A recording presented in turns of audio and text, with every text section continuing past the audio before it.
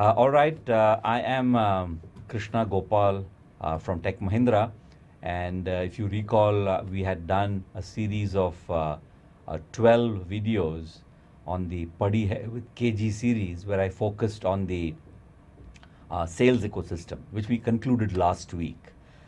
And I thought about what I could do next in terms of sharing my experience.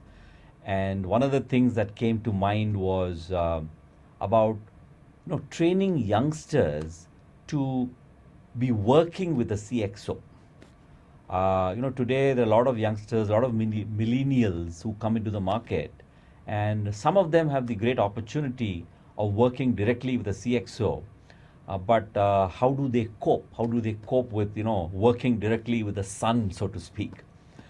So the first thing that I would like to mention here is that something that my boss and a friend Manoj Chugh mentions all the time, that your mom does not work here, which means that in the company that you work for, there is no one to ask you, did you do your homework?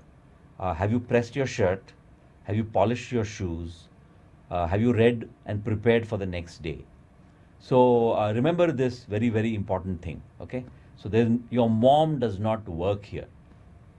Number two is, when you have to work for a CXO, you need to have what I call as contextual familiarity.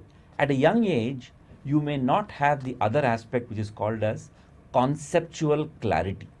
So you need to develop contextual familiarity for you to be useful to the CXO, and more importantly, to be perceived as somebody who is quick on the uptake, right? So how do you get contextual familiarity? One is, of course, have no ego, be humble, be ever willing to learn, okay? Be in this appreciative state of learning, okay? Be ready to do menial work for the CXO, because that is when you will be handy around, okay?